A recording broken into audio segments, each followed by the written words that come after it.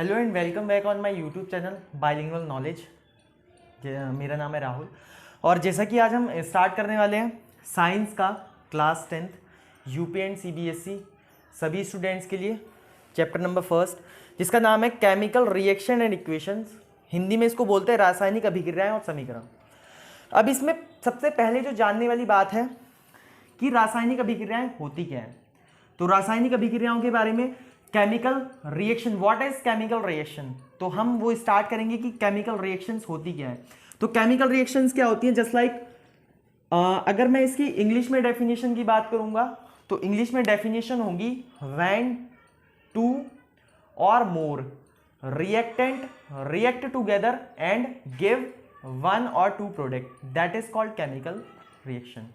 अगर मैं बात करूंगा हिंदी में तो उसकी कहते हैं कि जब दो या दो से अधिक अभिकारक किसी भी रासायनिक अभिक्रिया में भाग लेते हैं और क्या कर देते हैं, कोई प्रोडक्ट बनाते हैं, तो ये क्या कहलाता है, आपका रासायनिक समीकरण कहलाता है। यहां पे इसको क्या बोलेंगे, अभिकारक बोलेंगे, ये दोनों अभिकारक हैं। और ये इसको क्या बोलेंगे आप, उत्पाद। इंग्लिश में बोलेंगे इसको रिएक्टेंट और ये हैं आपके प्रोडक्ट। तो किन्हीं भी दो रिएक्टेंट ने रिएक्ट किया और क्या किया, एक उत्पाद बनाया। अब इसके क्या होते हैं, कुछ टाइप्स होते हैं। तो स्टार्ट करते हैं, यहां पे हम जान लेते हैं कि रासायनिक समीकरण कितने प्रकार की होती हैं। टाइप ऑफ केमिकल रिएक्शंस, हमारे पास टोटल 6 टाइप की इक्वेशंस होती है, जस्ट लाइक कॉम्बिनेशन रिएक्शन जिसको हम बोलते हैं क्या, संयोजन अभिक्रिया, डिकम्पोजिशन रिएक्शन जिसको बोलते हैं आप वियोजन अभिक्रिया, फिर आपका डिस्प्लेसमेंट रिएक्शन जिसको आप बोलते हैं विस्थापन अभिक्रिया, फिर आपका डबल डिस्प्लेसमेंट रिएक्शन जिसको आप बोलते हैं द्विविस्थापन अभिक्रिया, फिर आपका एक्सोथर्मिक रिएक्शन जिसको आप बोलते हैं ऊष्माक्षेपी अभिक्रिया, फिर आपका एंडोथर्मिक रिएक्शन जिसको आप बोलते हैं ऊष्माशोषी अभिक्रिया। तो ये आपके टाइप्स ऑफ रिएक्शंस होते हैं, जिसमें से हम अभी 2 टाइप करने वाले हैं। पहला है आपका कॉम्बिनेशन रिएक्शन जिसको आप बोलते हैं हिंदी में संयोजन अभिक्रियाएं। तो संयोजन, जैसे कि आपको नाम से ही पता चल रहा है कि कॉम्बिनेशन या फिर संयोजन की किन्हीं भी चीजों को कॉम्बिनेशन किया जा रहा है और उससे कोई एक प्रोडक्ट बन रहा है। तो इसका जो डेफिनेशन होगा वो ये होगा, when two reactant react together and gives one product that is called combination reaction. जब दो अभिकारक एक साथ अभिक्रिया करके कोई एक उत्पाद बनाते हैं तो वो क्या कहलाता है, आपका कॉम्बिनेशन रिएक्शन कहलाता है। जैसा कि मैंने आपके लिए एग्जांपल लिया है, मैंने यहाँ पे सोडियम लिया है, सोडियम को Na बोलते हैं, और यहाँ पे क्लोरीन लिया है। ये एक नॉर्मल सी इक्वेशन है। जब सोडियम क्लोरीन के साथ रिएक्शन करता है तो क्या बनाता है, NaCl बनाता है, जिसको आप केमिकल रासायनिक भाषा में आप इसको घरों में यूज करते हैं, इसको हम बोलते हैं नमक। तो नमक का जो फॉर्मूला होता है वो क्या होता है, NaCl। इसको आप हिंदी में बोलते हैं सॉल्ट। इसका वैसे जो नाम होता है, रासायनिक नाम होता है, वो सोडियम क्लोराइड होता है। तो ध्यान रखिएगा फ्रेंड, जो आप नमक खाते हैं उसका फॉर्मूला क्या होता है, NaCl, सोडियम क्लोराइड, राइट। अब हम दूसरे इक्वेशन पर चलते हैं। दूसरी इक्वेशन का मैंने इसी का एग्जांपल लिया है। यहाँ पे H2 मतलब हाइड्रोजन गैस किसके साथ रिएक्शन कर रहा है, ऑक्सीजन के साथ रिएक्शन कर रहा है और क्या बना रहा है, वाटर बना रहा है, H2O।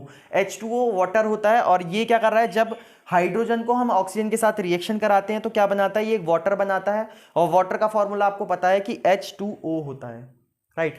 अब हम दूसरी इक्वेशन के ऊपर चलते हैं जिसको बोलते हैं दैट इज डिकम्पोजिशन रिएक्शन, जिसको आप हिंदी में बोलेंगे वियोजन अभिक्रिया। वियोजन अभिक्रिया, जैसे कि आपको पता चला है कुछ वियोजन मतलब किसी चीज का टूटने से बन रही है, तो ये क्या होता है, आपका वियोजन अभिक्रिया कहलाती है। जैसे मैंने आपका पहला एग्जांपल लिया है HgO।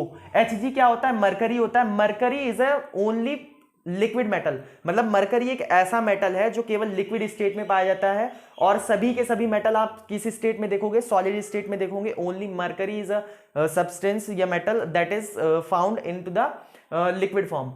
अब यहाँ पे क्या किया गया है, यहाँ पे HgO मतलब मरकरी को ऑक्सीजन के साथ, यहाँ पे हम इसको बोलेंगे मरकरी ऑक्साइड को हमने सॉलिड स्टेट में ले रखा है, और जब मैं इसको हीट करता हूँ, हीट दैट मीन्स कि अगर मैं इसको गर्म करता हूँ तो हीट करते ही क्या हो जाता है, ये आपका ब्रेक डाउन हो जाता है, किसमें किसमें, आपका Hg, मरकरी अलग हो जाता है और आपका ऑक्सीजन अलग हो जाता है। अब सबसे ज्यादा सोचने वाली बात यह है कि सर एग्जाम में जब आप देखते हो या एग्जाम्पल्स में आप एग्जाम्पल्स जब आपके इक्वेशंस के दिए होते हैं तो वहां पे आपको मिलता है कि HgO, यहाँ पे S लिखा होता है। S का मतलब क्या होता है, तो S का मतलब होता है सॉलिड। Hg के साथ अगर L लिखा हुआ है तो इसका मतलब ये लिक्विड फॉर्म में मिला है, और ऑक्सीजन के पास अगर G लिखा हुआ है तो मतलब ये गैसियस फॉर्म में मिला है। तो ये यहाँ पे S का मतलब सॉलिड, L का मतलब लिक्विड और G का मतलब गैस होता है। तो जब मैं मरकरी ऑक्साइड को हीट करता हूं तो क्या मिलता है हमें, मरकरी मिल जाता है और यहाँ पे ऑक्सीजन मिल जाता है। तो यहाँ पे क्या हो रहा है, डिकम्पोज हो रहा है। तो इसकी डेफिनेशन क्या बनेगी, आपको रटने की कुछ भी जरूरत नहीं है, आप केवल ये याद करके भी आप बना सकते हो। When one reactant after reaction decompose into 2 और मोर प्रोडक्ट, मतलब जब किसी एक उत्पाद को हम गर्म करें या कुछ भी करें, रिएक्शन के बाद में वो क्या हो जाए, 2 या 2 से ज्यादा उत्पाद में क्या हो जाए, वो टूट जाए, तो वो क्या होता है आपका डिकम्पोजिशन, वियोजन अभिक्रियाएं कहलाती हैं। जैसा कि आपने यहां पे दूसरा एग्जांपल लिया मैंने CaCO3, जिसको आप बोलते हैं कैल्शियम कार्बोनेट। CaCO3 ये भी सॉलिड स्टेट में है और मैंने क्या किया है, इसको हीट किया है। मैंने क्या किया है, इसको यहां पे हीट किया है। तो हीट करते ही क्या किया जा रहा है, यहां पे जब मैं इसको हीट करूंगा, ये भी सॉलिड स्टेट में है, तो यहां पे कैल्शियम ऑक्साइड और कार्बन डाइऑक्साइड, दो चीज में ये ब्रेक डाउन हो जाता है। तो ब्रेक डाउन होने के बाद में क्या आप देख पा रहे हैं कि ये यहाँ पे आपका एक ही प्रोडक्ट था और ये दो जो आपके प्रोडक्ट है उसमें ब्रेक डाउन हो चुका है। तो ये क्या है, आपका डिकम्पोजिशन रिएक्शन कहलाएगा।